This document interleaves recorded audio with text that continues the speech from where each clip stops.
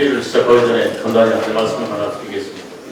오늘부터는 우리가 좌석 배치를 양 대표님을 제외하고는 그날의 메인 주제를 얘기하는 우리는 메인 스피커라고 지칭을 했습니다.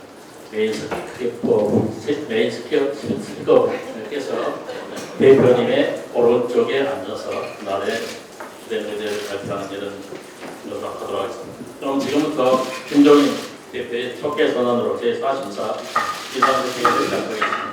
김종인 대표의 발언이 있겠습니다.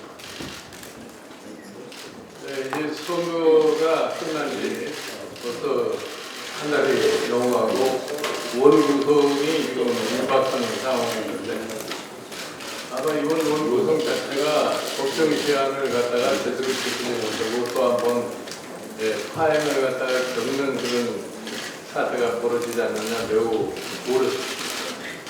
이 원구성이 제대로 이루어지지 않는 그런 상황이라는 것이 의장을 어느 당이 가느냐, 상임위원장의 배정을 어떻게 하느냐, 이런 것을 가지고서 이 여야 간에 논쟁을 하기 때문에 이 모습이 국민들에게 매우 좋지 않은 인상을 주지 않나 이렇게 생각합니다.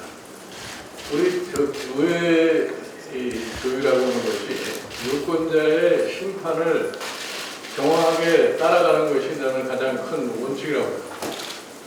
그래서 이번에 선거 결과 더불어민주당이 1당이 됐고 새누리당이 2당 이런 순서로 되어 있으면 의회 관례상 당연히 의장은 더불어민주당의 차지가 되어야 된다고 모두가 다르게 생각을 하고 있는 겁니다. 그런데 그걸 가지고서 그렇게 간도 쳐더니 또다시 새누리당에서 다른 목소리를 내기 때문에 이 원구성에 큰 차질이 있지 않나 생각합니다. 이렇게 되면은 정치권 전체가 국민들로부터 저 사람들이 벌써 20대 국회가 제대로 시작하기 전에 벌써 서로 싸움만 하는구나 하는 그런 인상을 남길 겁니다. 이번 20대 총선에서 여소야대가 이루어진 다음에 제일 먼저 나오는 말이 협치라는 말이 나옵니다. 그럼 협치로 제대로 올라올 것 같으면은 원구성서부터 정상적인 과정을 갖다 가야만이 협치라는 것이 가능한 되는데 일방적으로 전혀 서로 양보의 기색이 없이 내가 과거에 여당이었기 때문에 선거 결과에 관계없이 우리는 우리가 차지할 몫을 다 차지해야 되겠다. 이렇게 돼가지고서는 원구성은 말할 것도 없이 협치라는 말 자체가 매우 참 창피스러운 얘기가 될 수밖에 없다고 생각합니다. 제가 기원하는 바는 이렇습니다.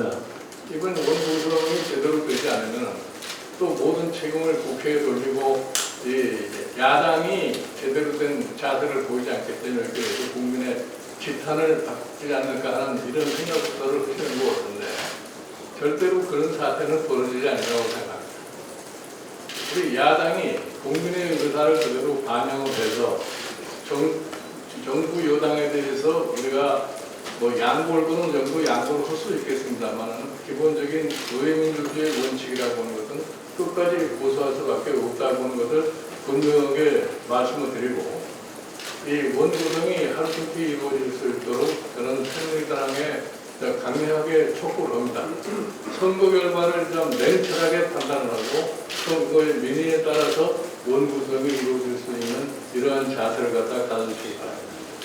그 다음에 한 가지 더 첨부해서 말씀드릴 것 같으면 제가 언젠가 한번 또 얘기를 했습니다만 우리 남북관계 문제가 굉장히 저는 염려스럽게 생각합니다.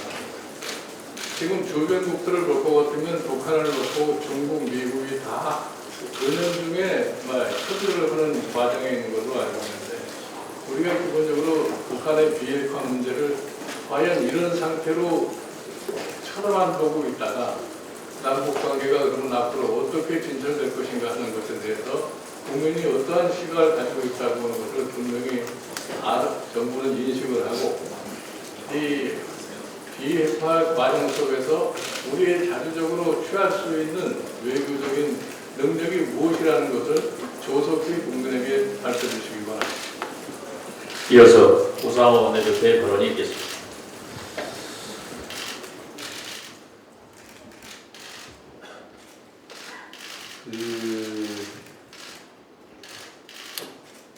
어제 저희 더불어민주당이 법사위원장을 양보하겠다고 양보안을 냈습니다.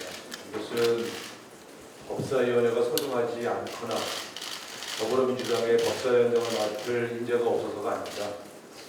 교착 상태에 빠진 이 국면을 타개하려면 그동안 우리 더불어민주당이 운영해왔던 중요한 상임위를 양보해야만 협상의 물꼬가 터질 것을 기대했기 때문입니다.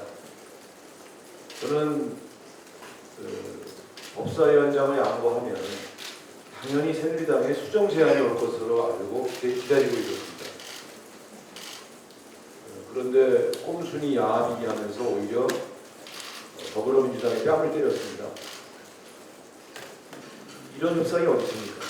양보한 당에게 수정 제안을 하지 않고 오히려 사과하라면서 뺨을 때리는 이런 집권당은 처음 봤습니다. 지난 30년의 정치사에서 이런 협상 보셨습니까? 이런 집권당 보셨습니까? 수석 부대표 간의 회담도 이틀째 지금 이루어지지 않고 있습니다. 집권당이 목리를 부리는 건 처음 봅니다. 총선에 패배한 집권당이 어떻게 이런 식의 협상 태도를 가지고 올 수 있는지에 대해서 저는 도저히 이해할 수가 없습니다. 이것은 청와대가 배후에 있지 않고서는 가능하지 않습니다. 저는 정진석 대표와 김도숙 부대표의 인격과 그 성품을 믿습니다.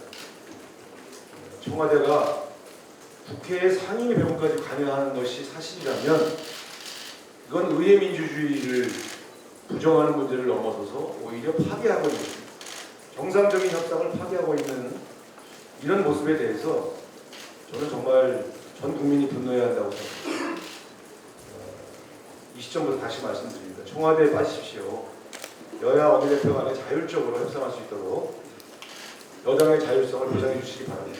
만약 계속해서 지난번 거부권 정국에 이어서 또다시 전국을 파행으로 몰아가려고 하는 그러한 국정 운영 의도가 있다면 정말 더불어민주당 가만히 있지 않겠습니다. 이상입니다. 이어서 이춘석 비대위원의 발언이 있겠습니다.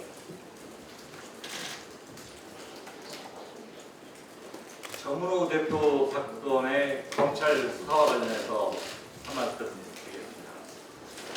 우리 국민들이 상상할 수 없는 거액의 수임료가 제공돼서 법조비리 사건이 또 국민적 공포를 하고 있습니다.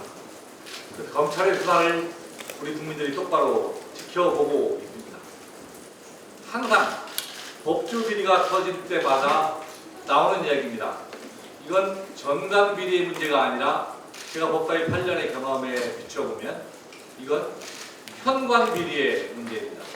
그런데 검찰의 수사의 방향은 항상 전관비리에만 멈춰 있고 현관비리에는 전혀 접근하고 있지 못합니다. 이번 정문호 대표 사건의 수사 방향도 저는 그런 우려를 떨치지 않을 수 없습니다. 홍만표 전 변호사 브루카들의 활동 내역, 서울 메트로의 매장 설치권이라든가 롯데면세점의 특혜 의혹에 대해서는 우리 검찰이 현란한 플레이를 하고 있습니다. 국민들이 박수를 보내고 있습니다. 그 반면에 왜 법규비리가 터지냐 하는 부분에 대해서는 전관비리가 문제가 되는 게 아니라 현관들이 그에 대해 협조하고 있는 겁니다. 그런데 이 현직들이 관련되어 있는 부분에 대해서는 서울지방 특수일부가 전혀 사건의 실체에 대해서 접근하지 못하고 있습니다. 법조비리를 근본적으로 해결하려고 하면 현관비리를 척전해야 합니다. 이번 사건도 2013년 정 대표 원적 도박 사건이 왜 무혐의 처리가 되었는지, 그리고 2015년도에 정 대표 원적 도박 사건과 휴답돈 횡령 사건의 수사가 왜 배제됐는지, 그리고 정 대표 보석 사건에서 적의 처리 의견을 제출한 담당 검사와 지휘부는 누구인지, 그리고 항소심에서 구형을 3년에서 2년 6개월로 축소한 그 배경에는 누가 있는지를 밝혀야 그런 사건의 종말이 해결된다고 생각합니다. 서울지검 특수일부가 검사와 수사관 등 검찰 내부자들 관련해 의혹을 수사하는 걸로 알고 있습니다. 그런데 내부 수사는 당시 정은호 사건을 맡았던 검사와 수사관 10명만을 조사하고 마무리 지른 걸로 알고 있습니다. 당시 부장검사는 소환조사 대신에 서면 조사하는 데 그쳐서 내부 수사가 보여주기식으로 끝날 것이다. 제 식구 감싸기로 끝날 것이다 하는 우려를 금치 못합니다. 엄정한 조사를 벌이겠다가 공언한 검찰이 실제로는 제 식구를 다 감싸고 밖에 몇 명 먼지털이도 털고 끝나는 것이 아닌가 하는 우려를 했습니다. 한 가지만 더 얘기하겠습니다. 검찰은 당시 수사팀 검사들의 경우에 금전거래 내역까지 확인했다고 밝혔으나 금전거래 대부분이 계좌가 아닌 현금으로 거래됩니다. 계좌에 아무 돈의 입수금 내역이 없다. 이걸 가지고는 저는 의혹이 해소되지 않는다고 생각합니다. 이번 검찰 수사가 상상을 초월하는 법규에 대한 검찰의 성역 없는 수사를 다시 한번 축하합니다.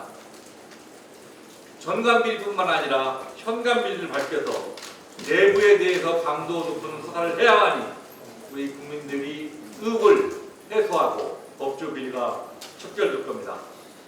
관련자도 모두 지휘 보완을 막론하고 밖에 있느냐 안에 있느냐를 불문하고 발본 대전에서 엄벌에 처해야만이 법조 비리 사건이 척결된다는 것을 촉구하고 다시 한번 서울지검 특수 일부의 분발을 촉구합니다.